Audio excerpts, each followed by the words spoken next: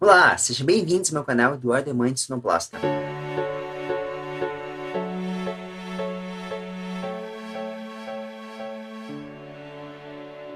Hoje eu vou falar de um assunto importante do mundo da música, do mundo do teatro, do mundo do radialismo, ou seja, onde você estiver usando na vida, que é a voz humana, que é a nossa ferramenta de trabalho.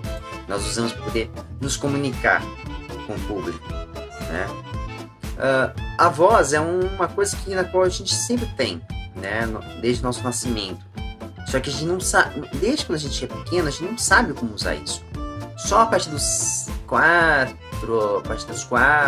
5 anos, mais ou menos, a gente começa a trabalhar isso. Porque a voz, na verdade, é a nossa forma de a gente se comunicar com o mundo, de falar com as pessoas, né?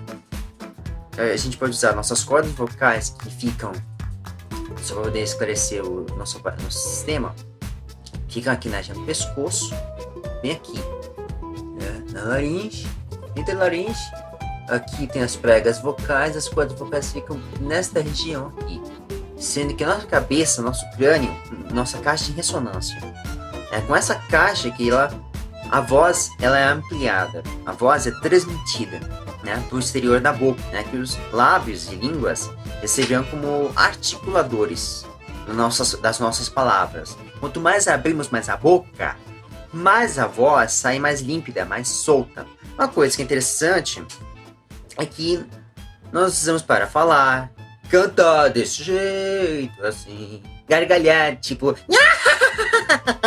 chorar assim, dessa forma, ou gritar desse jeito. A voz tem várias nuances, né? A gente pode usar N nuances que a gente for necessário para poder representar um sentimento. Por exemplo, um sentimento de raiva. Peraí, você tá querendo que eu pague esse dinheiro aí de R$ 1.500 por uma bodega? Ou quando a gente quer expressar felicidade, tipo, oba, linda, maravilhosa! Ou, que delícia! Tá vendo? Pode alcançar certos limites vocais quando a gente modifica algum sentimento. Só que tem um detalhe, esses limites vocais é como que a gente alcança, né? Geralmente, muitos vão falar agudos, médios, graves. Isso que eu falo são as intensidades vocais do seu timbre. Quanto que seu timbre pode expelir. Só para saber, timbre é sua característica sonora, como que o seu som é emitido, né? Cada objeto, por exemplo, família um exemplo clássico, na família das cordas, os timbres eles são mais homogêneos, são mais parecidos. Na família das madeiras, o timbre é um pouquinho diferente, então dá para poder diferenciar. Só que tem uma coisa, o timbre entre uma flauta e um cello são totalmente diferentes. Um é mais agudo, o outro é mais grave.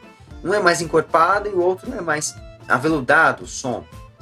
São sons totalmente diferentes, mas que emitem a mesma nota. Independente que a gente faça uma interpretação, até mesmo cante, a gente tem que tentar emitir a mesma nota, que for sair de um instrumento, ou até mesmo na nossa boca, na nossa voz.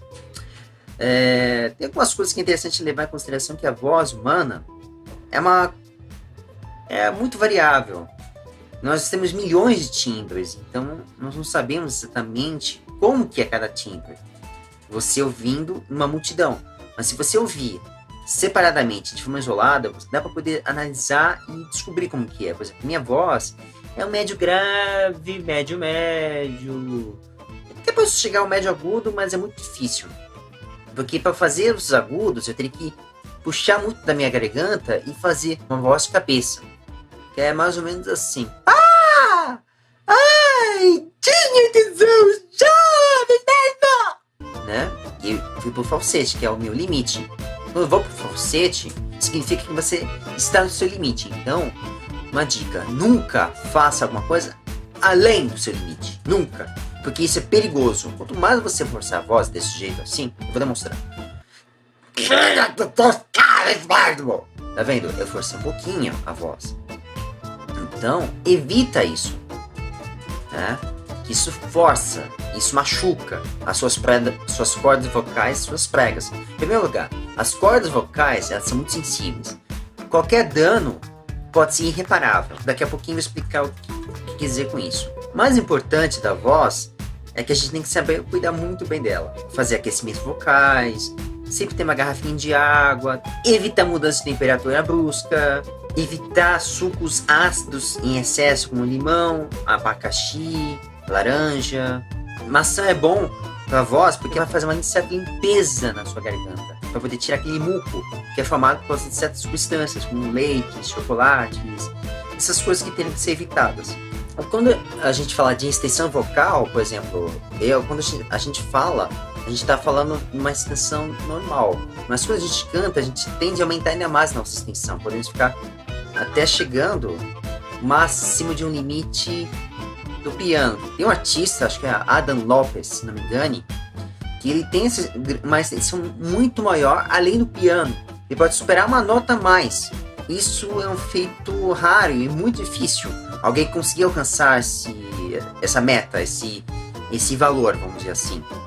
Então, é uma coisa que tem que se levar em consideração esses pequenos detalhes, né? Que poucas pessoas têm um timbre além do normal, tem uma capacidade, uma extensão vocal além do normal.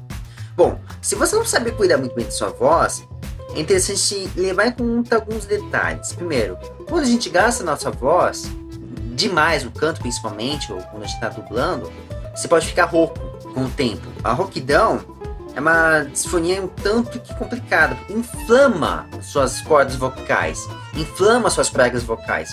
Quando isso acontece, é bom consultar um médico otorrino, que ele vai te recomendar exames para você fazer e também ir atrás de medicamentos que possam reduzir essa inflamação. Uma vez, em 2014, quando estava servindo como staff, eu passei por isso. Eu fiquei rouco desse jeito assim, sem poder falar nada.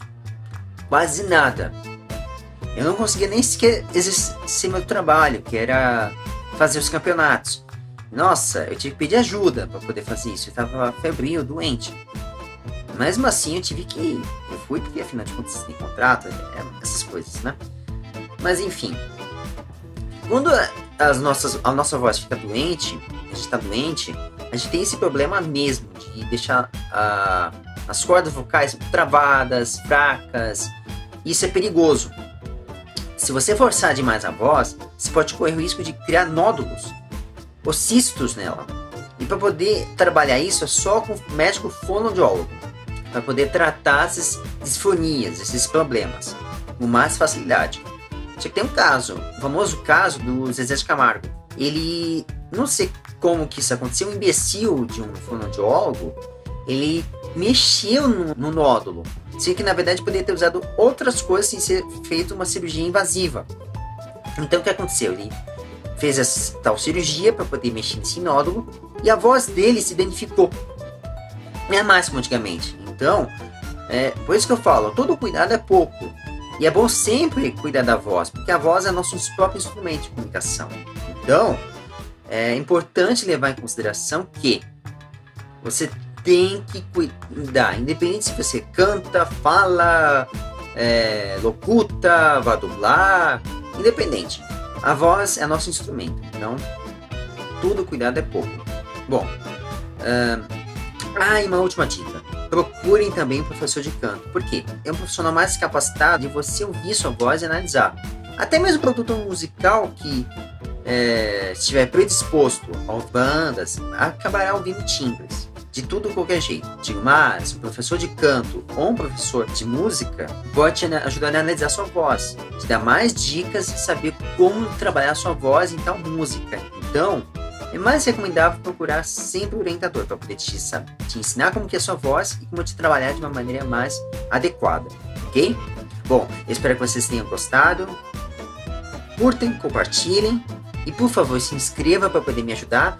E detalhe, eu vou deixar aqui no lado links de alguns assuntos como dublagem e, por favor, mandem críticas, sugestões para poder sempre estar melhorando, ok?